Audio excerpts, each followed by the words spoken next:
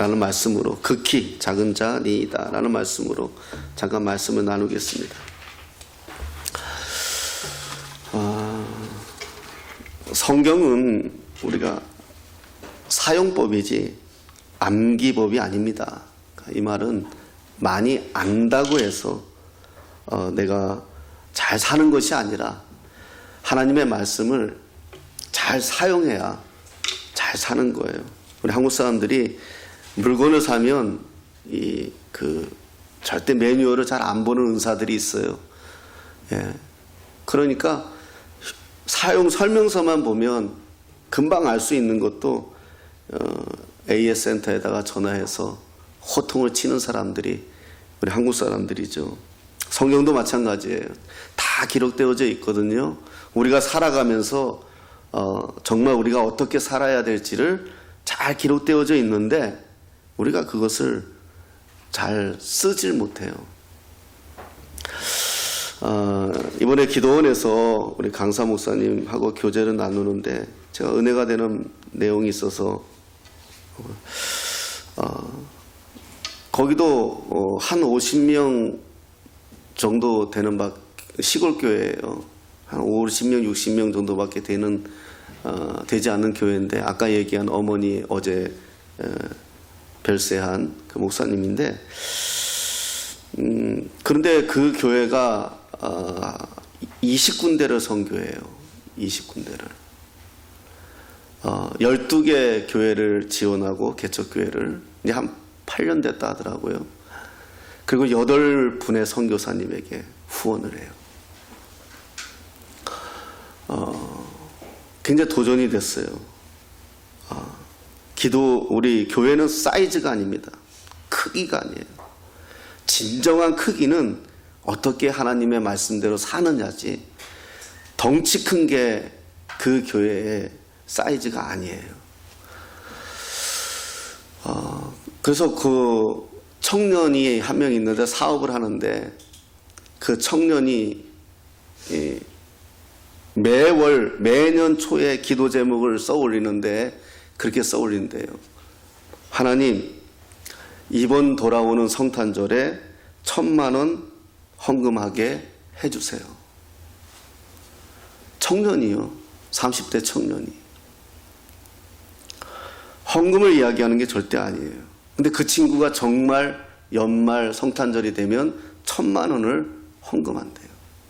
그건 자기가 살아가면서 죽을 때까지 하나님하고 약속한 거래요. 그래서 하나님이 그러면 돈이 있어야 내지요. 없으면 못 내잖아요. 채워줄 걸 믿는 거죠. 믿음이에요. 그 아이의, 그 청년의 믿음에 대해서 고민을 많이 해봤어요. 또 주일학교에 아이가 있는데 이렇게 주일에 이제 목사님이 교회 오면서 2명의 길이 같아서 2명의 아이를 태우고 온대요. 뒤에다가 7살짜리 둘이 태우고 오는데 7살짜리 아이들의 대화예요. 7살짜리 아이가 뒤에서 뭔 대화를 나누길래 목사님이 이렇게 오다 들었대요. 근데 한 아이가 그러대요. 친구한테, 야, 너는 언제가 제일 행복하니? 7살짜리 대화예요. 그러니까 한 아이가 글쎄 뭐 이렇게 얘기를 했대요. 그러니까 이 아이가 그러더래요. 나는 매월 첫 주 주일 제일 그때가 행복하대요. 기다린대요. 자기는 매월 첫 주일 예배를 제일 기다린대요. 그러니까 그 아이가 왜? 그러니까 이 아이가 자기가 용돈이 4만 원, 7살짜리가 4만 원이래. 용돈이 많이도 준다. 4만 원이래. 근데 건축원금 3만 원을 드린대요. 자기는 그게 7살짜리 고백이에요. 제일 행복하대요. 제일 즐겁대요. 목사님이 너무 감동이 돼서 그 자리에서 집사 임명했대요. 그 아이의 시작으로 해가지고 건축을 했다는 거예요. 그 아이가 하나님을 알겠죠? 어떻게 그렇게 행복할까요? 자기 돈을 내면서 행복할까요? 그걸 얘기해 보고 싶은 거예요. 자기 전부를 드리면서 그 아이에게 4만 원에 3만 원은 자기 전부예요. 그 아이에게 3만 원은 한 달 내내 떡볶이를 먹을 수 있고 한 달 내내 무엇이든지 할 수 있는 돈인데 그걸 포기하고 하나님께 드리는 거예요. 자기가 제일 기쁘다는 거예요. 그 아이가 뭐 때문에 그렇게 기쁠까? 돈의 가치를 몰라서요? 아니에요. 이 아이는 돈의 가치를 알아요. 그러면서 기도 제목을 꼭 써서 올린다는 거예요. 한 달에 한 번씩 자기가 내면서 부모님을 위해서 아주 조목조목. 너무 감동이 됐어요. 또 제 삶도 돌아봤고요. 나는 언제 그렇게 기쁠까? 정말 그렇게 기쁠까? 그 아이가 언제 그렇게 해? 그러면서 이런 생각 저런 생각이 들었어요. 기도도 하게 되고 하나님 앞에 엎드리게 되고 하나님 앞에 내가 다 드리겠다고 서원을 하고 그분 앞에 무릎 꿇고 지금까지 살아왔지만 어떻게 보면 7살짜리 아이보다 내가 순수하지 못하지 않았는가. 우리 기브미 앤 테이크잖아요. 받아야 줄 수 있고 주면 받는다라는 게 우리 상식인데 그 7살짜리 아이와 이 청년의 힘은 뭘까? 또 저번에 말씀드린 양주에 있는 교회, 거기도 30대가 사업하고 있는 청년인데 사무실에 액자를 붙여놨대잖아요. 하나님 11조 1,000만 원 하는 사업장 되게 해주세요. 거기는 수없이 많은 사람들이 들락날락 거려요. 그 사업장에. 남들이 보면 또라이끼 충만할지 몰라도 자기는 얼마 벌겠다는 거예요? 1억 벌겠다는 거예요. 그것만 볼 때마다 행복하다는 거예요. 그리고 그렇게 한다는 거예요. 한다는 거예요. 30대 청년이 월 1억을 버는 거예요. 1,000만 원 헌금한다는 거는. 한없이 그들의 믿음에 비해서 낮아지는 내 자신을 보았고, 돈을 이야기하는 게 아닙니다. 오해하지 마십시오. 그들이 그러면서 행복할 수 있는 거. 그러면서 기뻐하고, 그러면서 즐거워할 수 있는 거. 가치가 다른 거예요. 인생의 가치가 다른 거예요. 우리가 왜 성경을 봅니까? 우리가 예수를 믿습니까? 종교 믿으면 안 돼요. 종교는 뭐죠? 내가 뭐 하나 잘못하면 하나님 앞에 혼날까봐 끙끙거리고 숨는 게 종교지만 우리는 예수 믿는 생명이에요. 예수 믿고 생명을 얻었기 때문에 하나님께 다 드려도 아깝지 않은 사람들이에요. 이걸 아니까 행복한 거예요. 이걸 아니까 행복한 거예요. 그러면 성경을 어떻게 사용할 것이냐? 사사기는 하나님을 잃어버린 이스라엘 백성들을 향한 하나님의 외침인데 한 사람의 사사를 통해서 이스라엘을 회개케 하고 돌아오게 만드는 사건. 6장 15절에 이런 말씀이 오늘 읽었죠. 주여 내가 무엇으로 이스라엘을 구원하리이까? 이스라엘에 지금 미디안이 쳐들어왔단 말입니다. 도전했단 말입니다. 내가 무엇으로 이스라엘을 구원하리이까? 나는 우리 집은 므낫세 중에서 극히 약하고 나는 내 아버지 집에서 가장 작은 자다. 그러니까 우리 집안은 볼품없고 우리 형제들 중에서도 나는 제일 약한 자다. 요즘 뭐 금수저, 은수저, 흙수저 이야기하잖아요. 그러니까 흙수저라는 거예요. 나는 가장 지극히 작은 자다. 이 현실을 어떻게 할 것인가? 이걸 생각해 보자는 거예요. 그래, 흙수저 맞아요. 아무것도 가진 거 없을 수 있고요. 배운 거 없을 수도 있어요. 그런데 기도원 될 수 있었던 건 뭐죠? 하나님께 고백하는 거예요. 뭘 고백해? 나는 약한 자라는 거예요. 하나님은요, 제가 목회하면서 그동안에 많은 목회와 성도들을 바라보면서 실패하는 분들의 가장 큰 건 교만이에요. 교만. 막 교회가 부흥하던 교회도 목사님 교만하는 순간 다 무너져요. 제가 이번에 경험하지 않았습니까?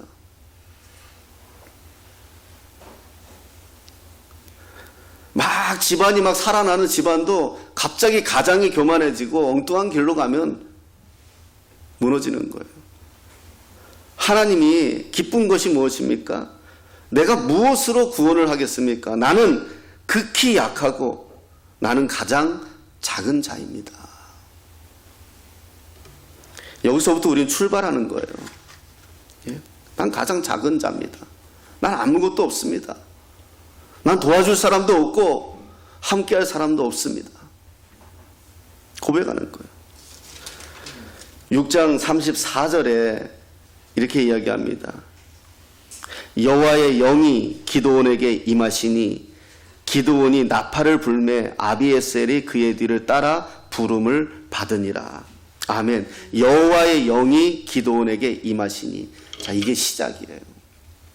하나님은요, 하나님의 사람을 통해서 하나님의 일을 하실 때 그 시작이 뭐다? 성령을 통하여 해요. 성령을 통하여. 왜냐하면 내가 스스로 할 수 없다는 걸 알아요.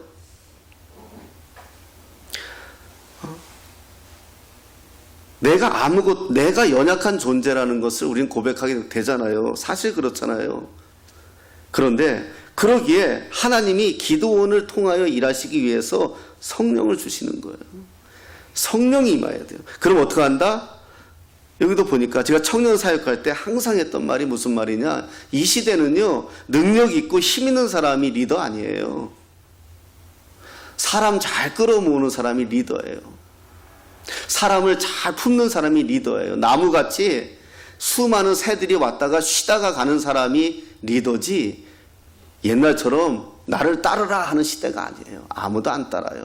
그런데 그렇게 할 수 있는 건 뭐냐면 내가 성령에 감동되어져 있을 때 사람들이 따라오기 시작해요. 삶의 목적이 생기는 거죠. 그래서 제가 늘 하는 말이 뭐죠? 청년 사역할 때 항상 했던 말이 성령이 임하면 평범함이 비범함이 된다. 인생의 목적이 달라지거든요. 왜 돈 벌어야 될지 알아요. 왜 공부해야 될지를 알아요. 왜 시집장가 가야 될지를 안 되니까요.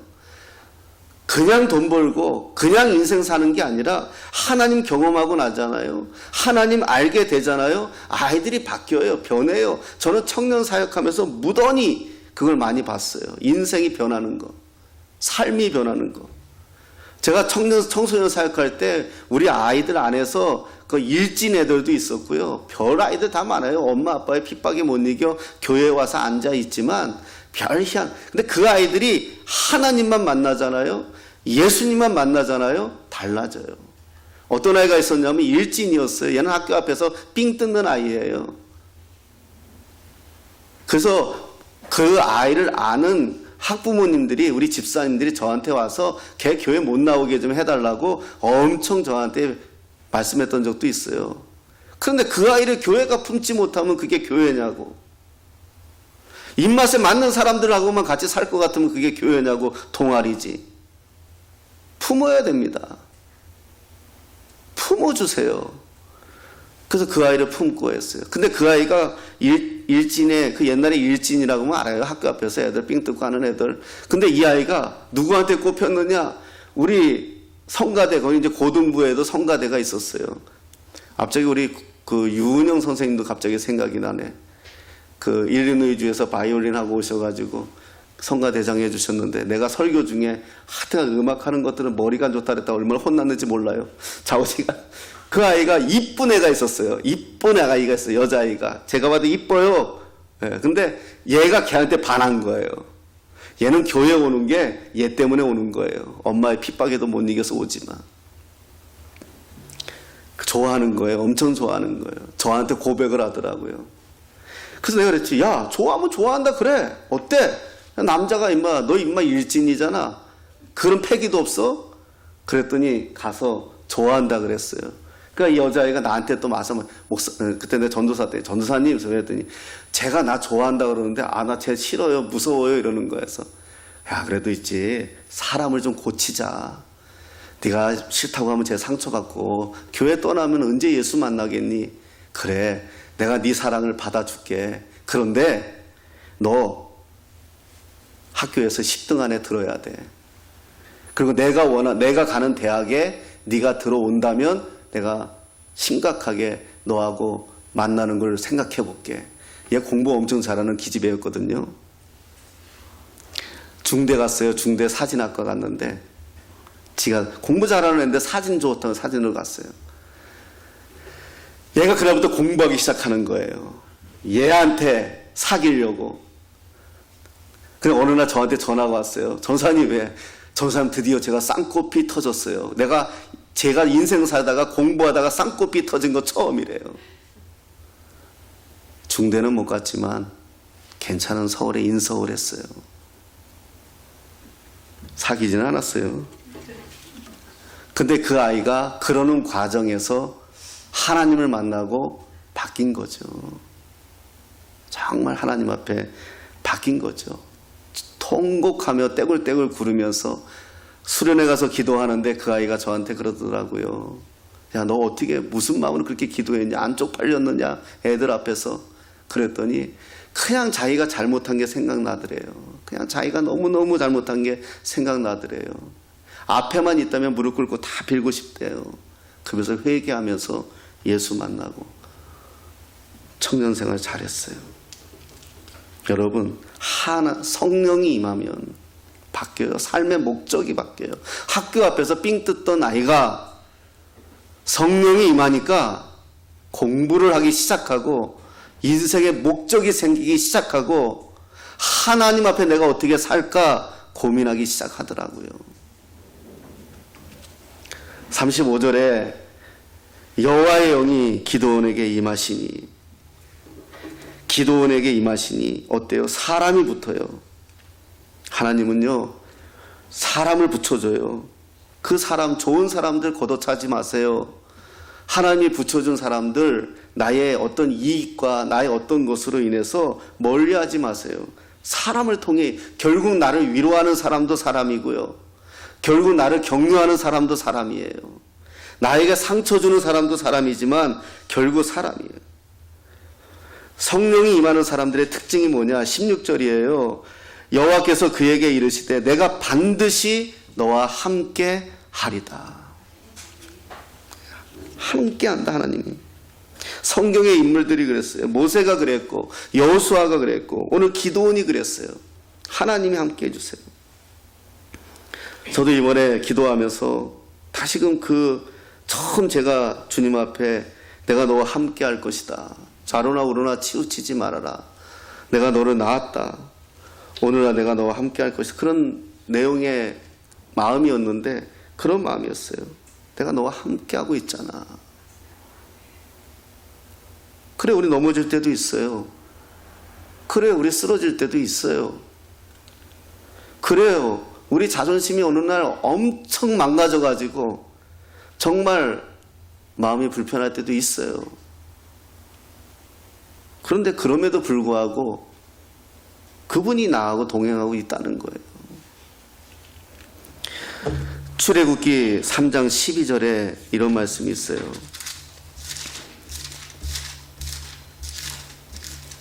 출애굽기 3장 12절에 하나님이 이르시되 내가 반드시 너와 함께 있으리라. 네가 그 백성을 애굽에서 인도하여 낸 후에 너희가 이 산에서 하나님을 섬기리니 이것이 내가 너를 보낸 증거니라. 아멘. 하나님이 이르시되 내가 반드시 너와 함께 있으리라. 우리는요, 우리의 상태에 따라서 하나님이 멀리 계신 것 같고 가까이 계신 것 같아요. 그러나 하나님은 항상 계세요. 구약성경 320페이지 여호수아에 보면은요, 또 이렇게 말씀하세요. 여호수아 1장 5절입니다. 이게 제가 참 좋아하는 말씀 중에 하나입니다. 320페이지 1장 5절에 네 평생에 너를 능히 대적할 자가 없으리니 내가 모세와 함께 있었던 것 같이 너와 함께 있을 것임이니라. 내가 너를 떠나지 아니하며 버리지 아니하리니 강하고 담대하라. 너는 내가 그들의 조상에게 맹세하여 그들에게 주리라 한 땅을 이 백성에게 차지하게 하리라. 아멘. 이 말씀을 믿으세요. 내가 무엇을 하던 하나님이 나와 동행하신다는 거예요. 하나님이 나와 동행하신다. 최고의 기쁘고 의미 있는 말씀 아닙니까? 다시 돌아와서 사사기 6장 36절에 이런 말씀이 있어요. 적어 놓으세요. 그냥 기드온이 하나님께 여쭈되 주께서 이미 말씀하신 같이 내 손으로 이스라엘을 구원하시려거든. 기드온이 하나님께 여쭈되 주께서 이미 말씀하시되 하나님께 물으세요. 작은 일이라도 물으세요. 신앙의 위대한 인물들의 특징은요, 하나님께 묻는 사람들이었어요. 우리 그리스도인들이 하나님께 묻는 게 1순위가 돼야 돼요. 다윗이 그랬어요. 그냥 묻는 거 하나님께. 길거리 가다가도 마음속으로 물으세요. 하나님, 내가 이거 어떻게 하면 좋겠습니까? 차를 타고 가다가도 감동이 생기며 차 세워놓고라도 물으세요. 하나님, 내가 이거 어떻게 하면 좋겠습니까? 데살로니가전서 5장 17절에 이런 말씀이 있어요. 쉬지 말고 기도하라. 사무엘상 12장 23절에 나는 너희를 위하여 기도하기를 쉬는 죄를 여호와 앞에서 결단코 범하지 아니할 것이다. 기도 안 하는 것도 죄래요. 여러분, 우리가 부모가 돼가지고 자식한테는 궁금한 거라든가 의논하는 거라든가 듣고 싶잖아요. 그러면 안 하면 우리가 오히려 괘씸하게 여기잖아요. 그런데 왜 우리는 하나님께 안 해요? 우리는 왜 하나님께 묻지 않아요? 그러고 나서 잘못된 인생 살아놓고서 그때서 왜 하나님 이랬냐 저랬냐. 그게 우리의 연약함이에요. 에베소서 6장 18절에 모든 기도와 간구로 하되 항상 성령 안에서 기도해라. 카페에 가면은요, 이렇게 좋은 것 중에 하나가 음악이 이렇게 계속 나오잖아요. 잔잔하게. 그냥 이렇게 주파수에다 채널만 맞춰놓거나 음악 채널에 맞춰놓으면 하루 종일 음악이 나오는 프로그램이 있어요. 카페가 보통 그런 거 틀어놓잖아요. 그거하고 같아요. 우리가 하나님에게 연결되어져 있잖아요. 우리가 하나님과 성령으로 연결되어져 있으면 계속 흐르는 거예요. 우리 안에서. 내가 누구하고 대화를 하고 있을 때도 내 마음 안에서는 카페에서 음악이 흐르고 있는 것처럼 계속 성령에 흐르고 있는 거예요. 이게 성령 안에서예요.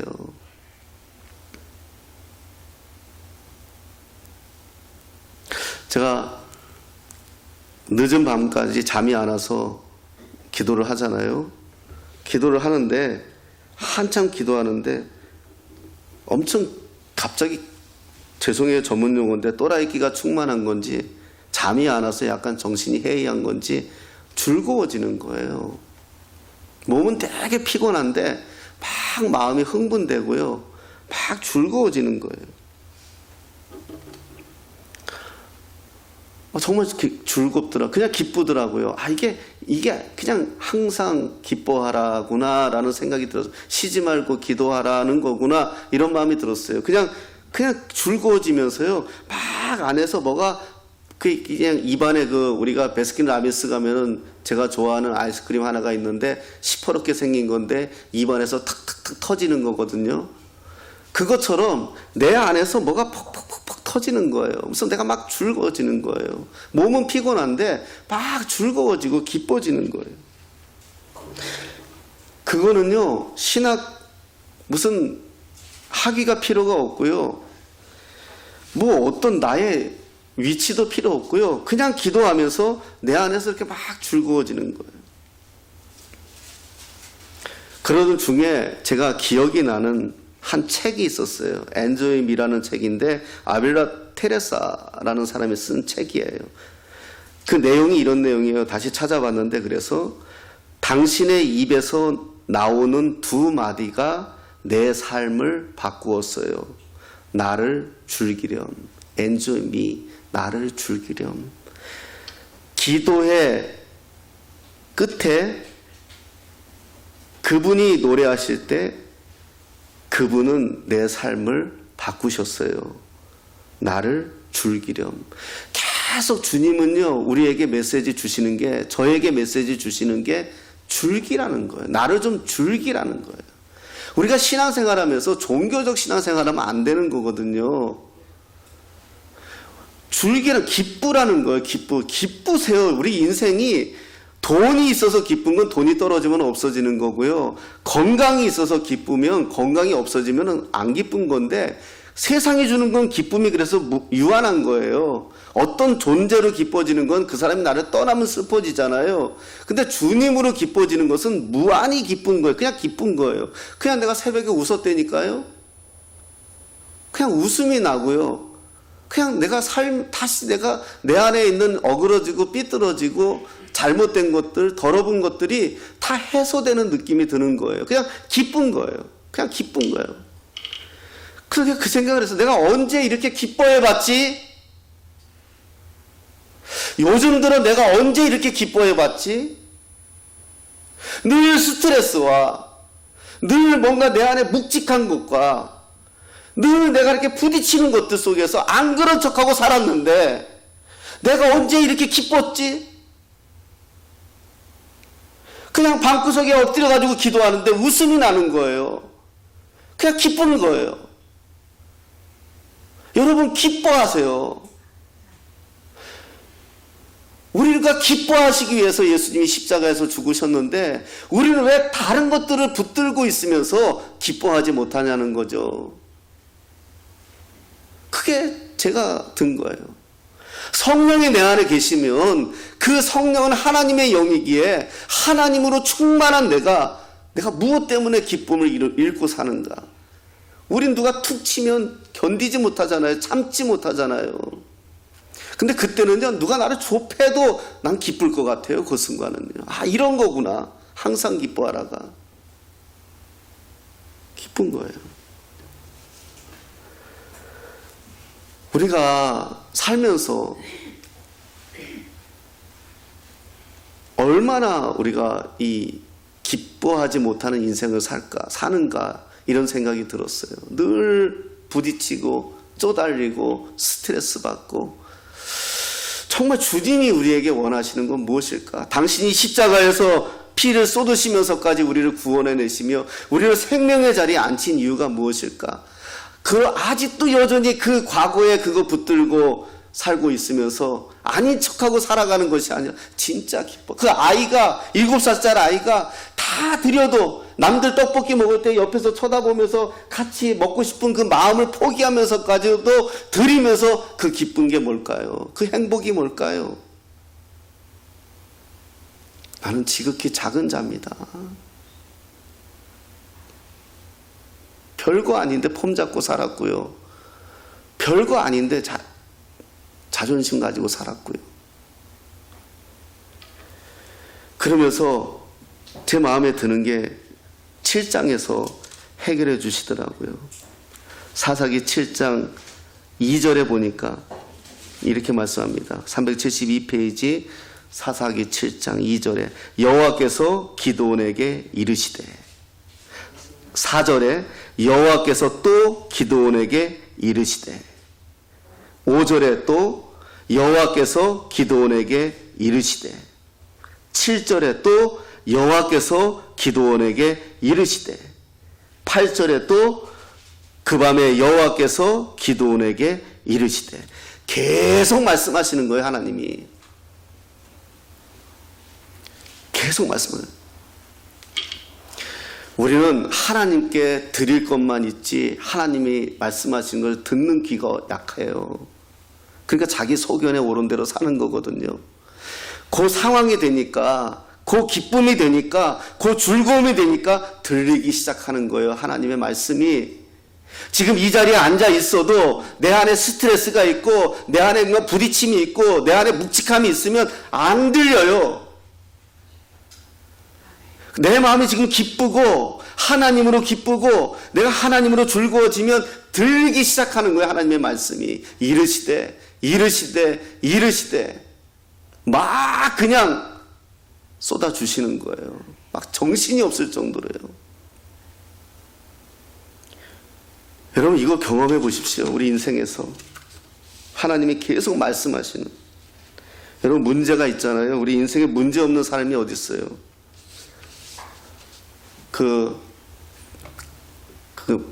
누굽니까? 그 가수 박진영이가 그 예수 믿고 토크하는 걸 잠깐 봤는데 제가 도전을 받았어요.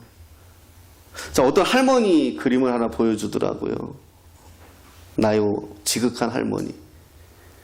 그러면서 이렇게 질문하는 거예요. 이 할머니가 지금 무슨 생각하고 있겠냐고. 그러니까 사람들이 뭐 이런저런 이야기 하겠죠. 근데 자기는 그렇게 보인다는 거예요. 언제 세상이 세월이 이렇게 빨리 갔지?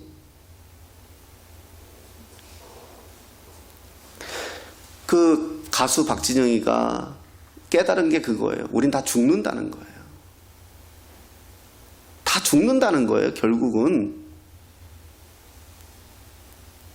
우리 자식들이 똑바로 알아야 될 게 부모가 영원히 안 살아요. 죽어요. 우리 부모도 죽는 것처럼. 다 죽어요, 우리. 우린 죽어가는 사람들이에요. 정해진 인생을 살고 있어요. 언젠가 아들에게, 언젠가 딸에게 말씀해 주십시오. 언젠가 엄마 없어. 언젠가 아빠 없어, 네 인생에. 네가 그 아빠 노릇해야 되고 네가 그 엄마 노릇해야 돼. 그게 우리 인생이야. 그러면서 이 친구가 그걸 이야기하더라고요. 자기는 영원히 살 것처럼 생각하고 살았는데 죽을 거를 생각해 보니까 죽은 다음에 뭐 하지? 우리가 뭔가 큰 위기를 경험하면 뭐라고 말해요? 죽을 뻔했다 그러잖아요. 그러니까 다 죽는 건 싫다는 거 아니에요. 근데 자기는 성경 안에서 죽음 이후를 보았다는 거예요. 그래서 자기는 착하게 살기 위해서 종교생활하는 것이 아니라 착하게 하기 위해서 내가 종교생활, 이 땅에서 복받기 위해서 종교생활하는 게 아니라 자기는 죽어서 성경이 약속한 곳에 가기 위해서 오늘부터 성경을 보기 시작했고 자기가 착해졌다는 거예요. 그걸 이야기하는데 제가 감동을 받았어요. 아직 성경도 잘 모르는 그 날라리, 본인이 표현하기는 날라리 가수가 성경 안에서 하나님 발견하고 깨달은 게 그거예요. 나도 죽는다. 근데 우리가 죽음 이후에 대해서 걱정을 안 하고는 도대체 무슨 배짱인지요. 그러면 이 친구가 말하는 거에 제가 거기에 숟가락 하나 얹으면 우리는 어차피 죽는데 이 정해진 시간 속에서 우리가 더 행복해지고 더 기쁘고 더 주님으로 더 기쁜 일들을 해야죠.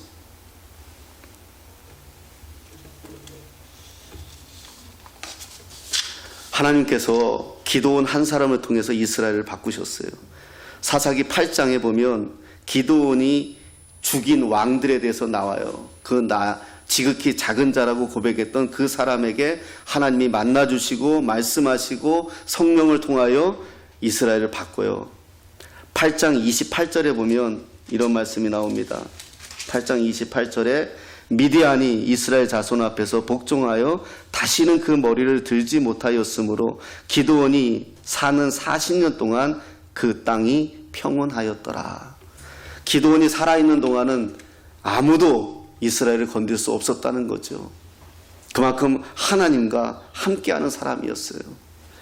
여러분, 우리가 사는 동안 저와 여러분을 통해서 여러분들의 가정이 평안해지고 여러분의 자녀들이 잘 되고 여러분의 교회가 든든해지고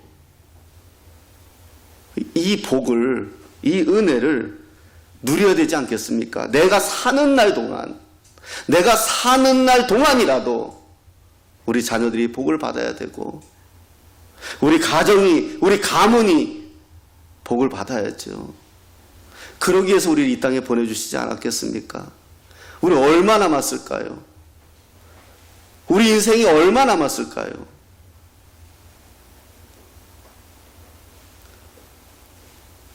많이 울었어요.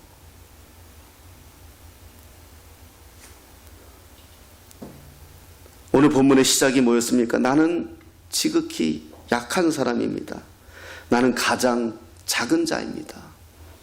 그 흙수저와 같은 약한 자, 그 12지파 중에서 가장 약한 지파, 그리고 자기 집안도 가장 초라한 집안의 기드온을 하나님이 들어서 이스라엘을 구원해내고 40년 동안 평화를 지키는 위대한 한 사람으로 썼다는 거예요. 남의 이야기가 아니라 이 이야기가 저와 여러분들의 이야기가 돼야 돼요. 나이와 상관없고요. 많이 배운 것과 상관없어요. 의미 있게 살자는 거예요. 뜻 있게 살자는 거예요. 주어진 인생이 1년이든 10년이든 100년이든 하나님 앞에 뜻 있는 인생을 살자는 거예요. 내 거 하나 때문에 끙끙거리면서 죽지 못해 사는 것이 아니라 이것을 포기해버리는 순간 하나님을 위하여 살아보자는 거예요. 그게 우리를 불러 우리를 쓰시는 하나님의 목적이 아닐까요? 우린 그냥 나만 보는 거예요. 지극히 작은 자입니다. 하나님 앞에 지극히 작은 자라는 것은 겸손이지만 사람들 앞에서 자기를 낮추는 건 비하예요. 나는 아무것도 할 수 없어. 비하죠. 그건 부끄러운 거죠. 할 수 있다고 얘기해야죠. 왜냐하면 하나님이 함께 하시니까. 아까 청년의 고백처럼 하나님이 함께 하시면 이 사업장을 통하여 하나님은 나에게 이런 일을 하게 하신다. 여러분, 이게 얼마나 멋집니까? 배포가 있잖아요. 뜻이 있잖아요. 소망이 있잖아요. 뜻 있는 백성은 흥해요. 뜻 있는 백성은 달라져요. 공부를 해도 달라져요. 왜 공부해야 되는지를 알고 내가 달라져요. 왜 돈 벌어야 되는지도 알아요. 하나님 만나면 달라져요. 돈 많이 벌어서 뭐 할 건가요? 아이들에게 물어보세요. 그럼 어떻게 써야 될지도 모르면서 돈은 벌어야 된대요. 그 돈은요, 독이 돼요. 너 돈 많이 벌어서 뭐 할 거야? 나 장학재단 만들 거야. 나 이런 일 한번 해보고 싶어요. 그런 아이들은 돼요. 사랑하는 여러분, 우리는 연약하고 작은 자일지 모릅니다. 아무도 우리를 바라보지 않는 연약한 사람일지 모릅니다. 그러나 하나님이 붙드시고 성령이 임하시고 하나님이 말씀하시고 하나님이 동행하시면 우리를 통하여 여러분들의 가문이, 여러분의 가정이 편안하고 여러분의 자녀가 복되고 여러분이 속해 있는 어느 곳곳마다 놀라운 역사가 일어난다는 사실을 믿으시면서 승리하시기를 예수님의 이름으로 축복합니다.